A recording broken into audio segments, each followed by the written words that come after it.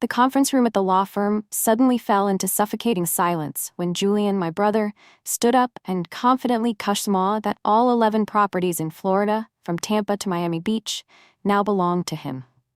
His voice was firm, like it was the most obvious thing in the world.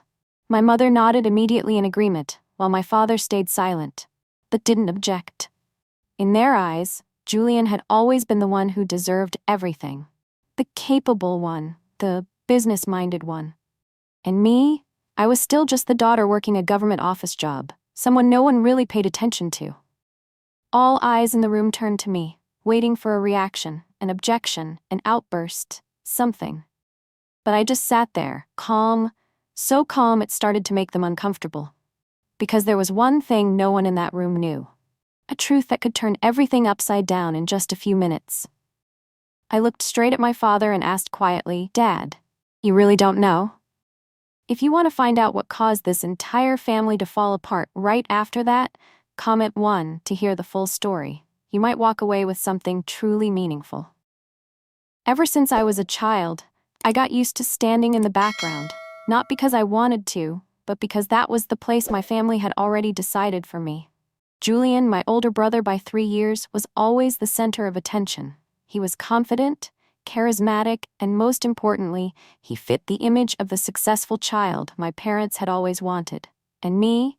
I was just the quiet daughter who liked reading, didn't talk much, and lacked ambition in their eyes.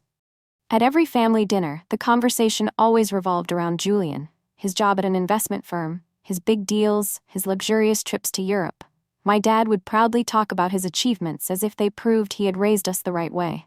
My mom would nod along, her eyes full of pride. And me? "So how's the paperwork job at your government office going?" Julian asked, his tone half joking, half condescending. "Good," I replied briefly. "When are you going to do something more meaningful?" He smirked. The whole table laughed. No one noticed I had gotten used to it a long time ago. The dismissive looks, the comments that seemed harmless but repeated often enough, became the truth in their minds. They didn't need to know what I was actually doing. They didn't need to ask any deeper. To them, the story was already written. Julian was the success, and I was everything else. And the most telling part wasn't that they were wrong. It was that they never really wanted to know the truth. Everything started to change one Thanksgiving evening when I was 16. Grandpa Frank pulled me aside into a quiet corner, looked me straight in the eye, and said something I still remember clearly to this day. "You're not like them, and that's your advantage." While the rest of my family only saw a quiet girl, he saw the way I asked questions, the way I paid attention to the smallest details, about real estate, about value, about cash flow. From that day on, every Saturday morning, he and I started meeting, not for small talk but for real lessons. He taught me everything, but there was one thing he said that I could never forget. "Julian doesn't understand the true value of money." I didn't react at the time, but years later, I understood exactly what he meant.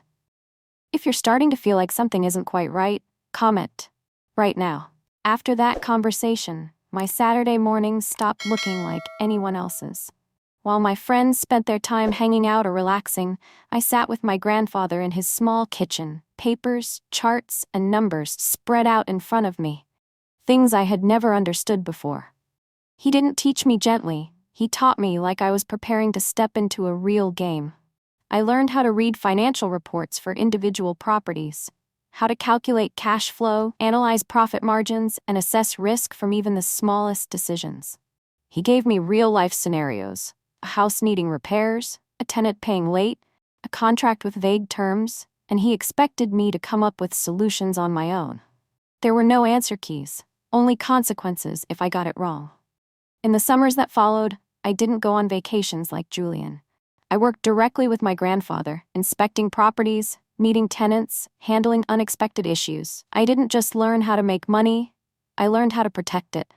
But most importantly, I kept all of it to myself. In my family's eyes, I was still just the girl helping Grandpa with a few small tasks.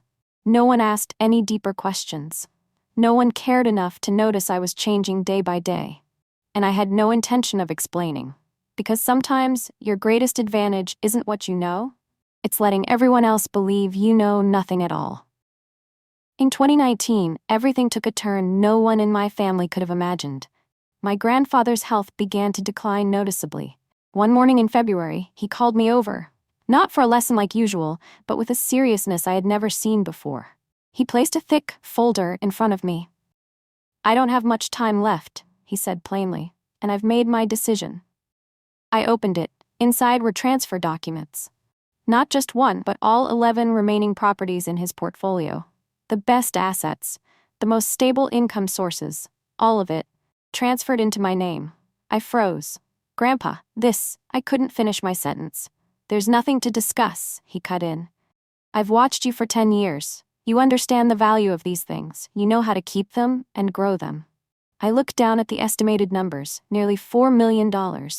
Monthly income, over $18,000 after expenses, a real empire. "What about Dad and Julian?" I asked quietly. He stayed silent for a few seconds. Then he said something that sent a chill down my spine. "Julian has been taking money from me." In that moment, I understood. This wasn't just a gift. It was a move. I thought I had misheard him. "Julian has been taking money from you?" I repeated, my voice barely under control. Grandpa didn't raise his voice or show any anger. He simply opened another folder. Inside were records, invoices, and detailed income and expense reports. Every number, every date, every transaction, clearly marked. 3 years ago, I put Julian in charge of part of the properties," he said slowly. "I wanted to see what he would do with control."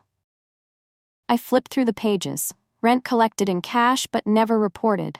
Apartments listed as vacant even though they were occupied. Fees that didn't exist but were still charged to tenants. About $127,000 in total, he said. Not a one-time mistake. Not an oversight. A system.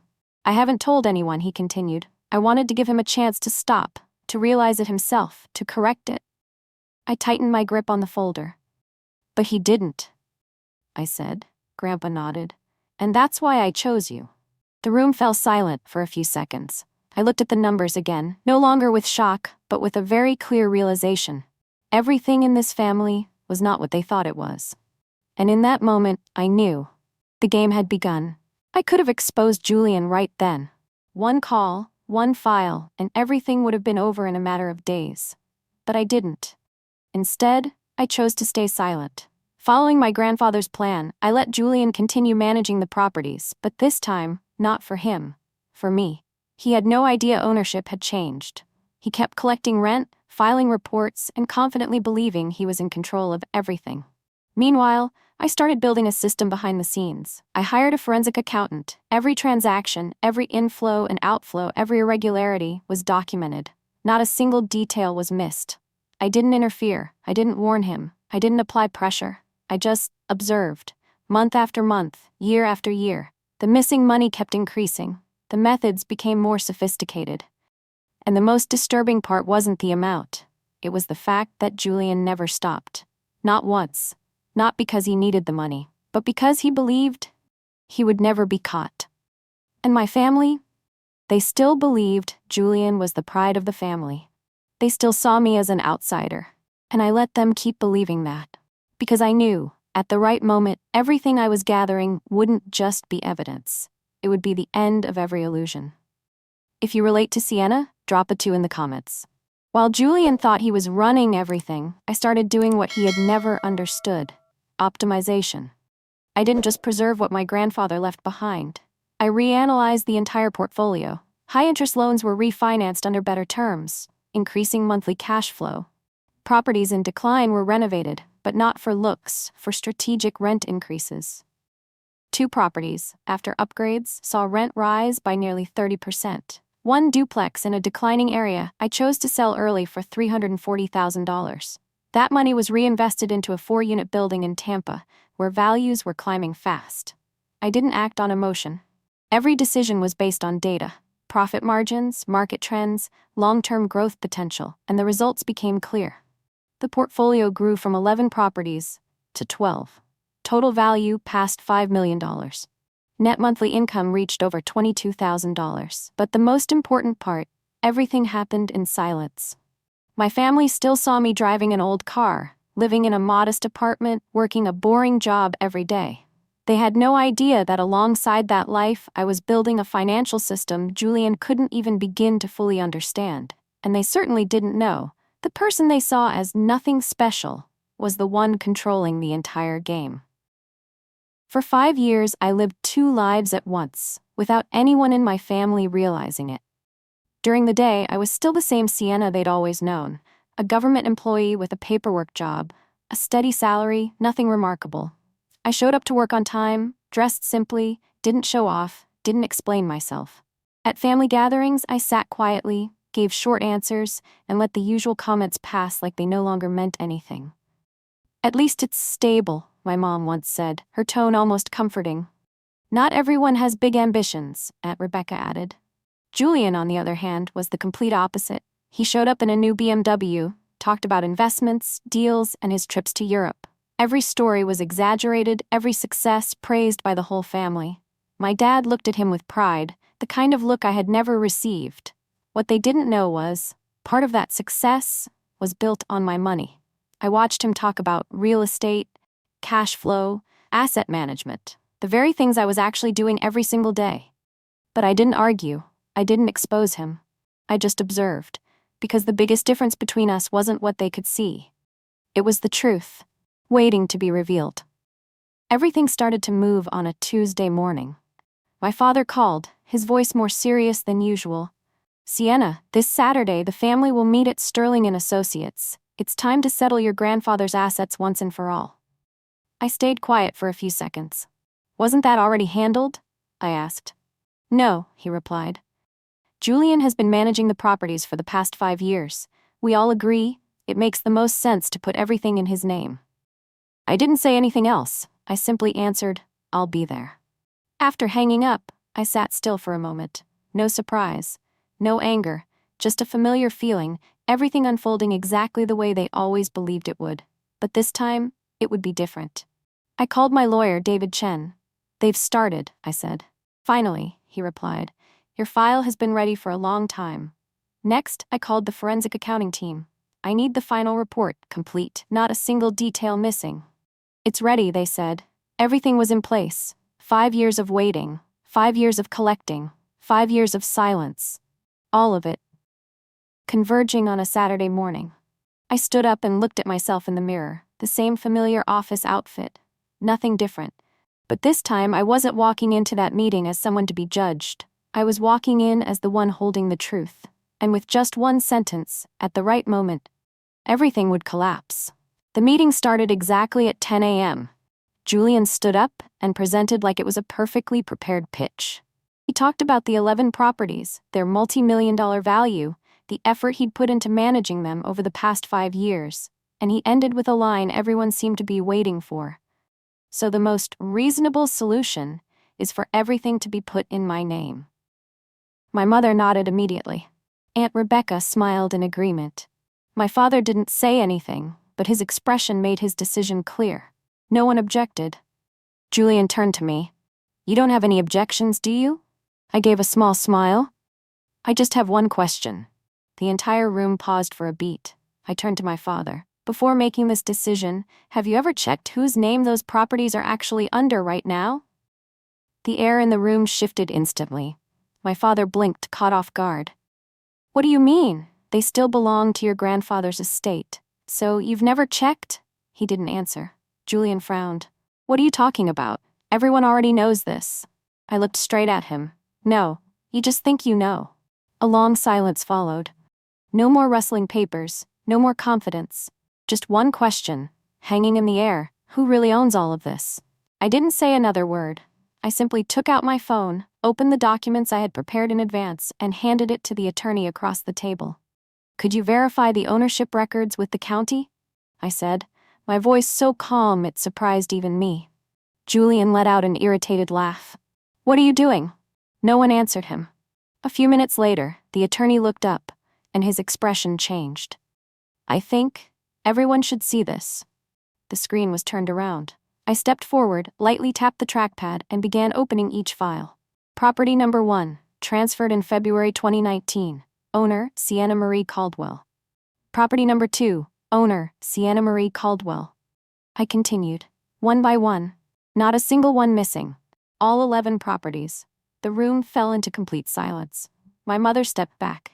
Aunt Rebecca was speechless. My father stared at the screen, as if trying to process what he was seeing. Julian shot to his feet. That's impossible.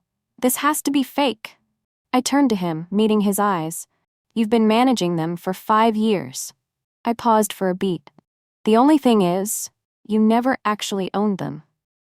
If you're as shocked as they are right now, drop a 2 in the comments, because this isn't even the end of it. I didn't give Julian time to react. While the shock over ownership hadn't even settled, I opened the second folder, thicker, more detailed, and most importantly, impossible to deny. But that's not even the most important part, I said, placing the file on the table. Julian looked at me, his eyes starting to waver. From 2019 until now, I continued, you weren't just managing these properties. I paused for a beat. You were taking money from them. The entire room seemed to stop breathing. I flipped to the first page. March 2019. Cash rent collected, 1,015. Reported, unit vacant. April, same pattern. May, again. Stop.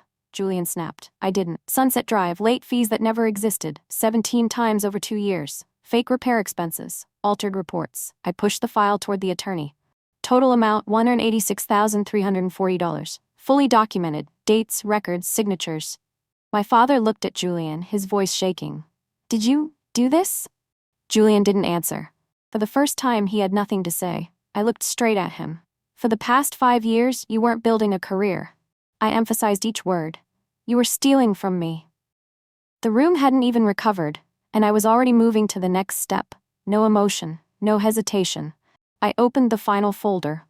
This is a termination notice for your management authority, I said, placing the document in front of Julian.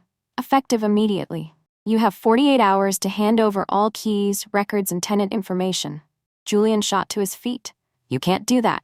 I can, I replied calmly, because I am the legal owner. He clenched his fists, his voice starting to crack.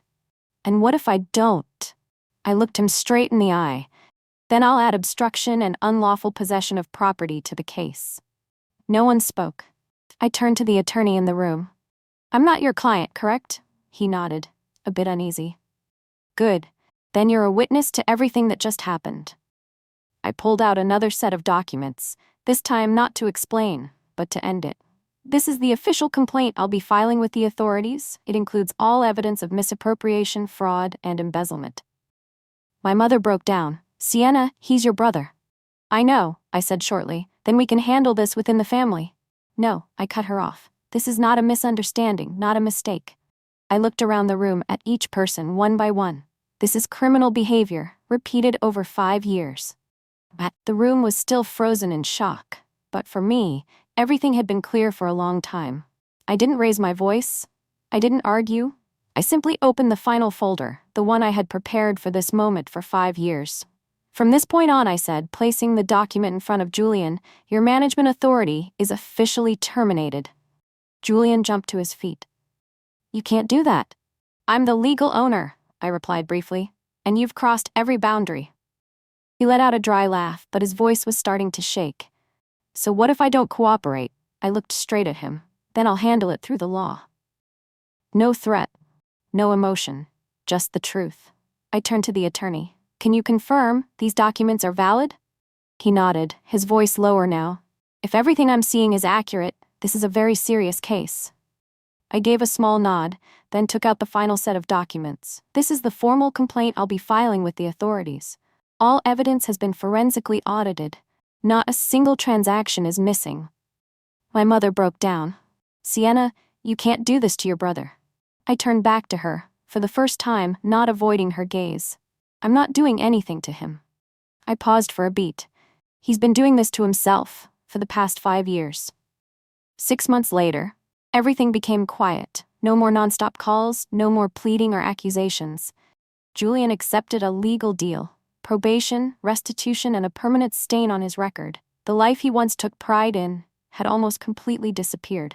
My father changed. He started looking back at everything, the past, the way he treated me, the things he had overlooked. One day I received a handwritten letter. No excuses, no deflection, just accountability, and a sentence I had never heard before. I'm proud of you. I didn't respond right away. Because the truth is, I didn't need that anymore. I had built my own life, not to prove anything to them, but for myself. What I have today, my assets, my freedom, my peace, came from my own choices. And maybe the biggest lesson wasn't how I turned everything around. It was this: you don't have to be loud to succeed. You just have to be right and patient enough. Thank you for staying and listening to this story all the way through. It truly means a lot to me. If you'd like to hear more stories like this, subscribe to the channel to support me.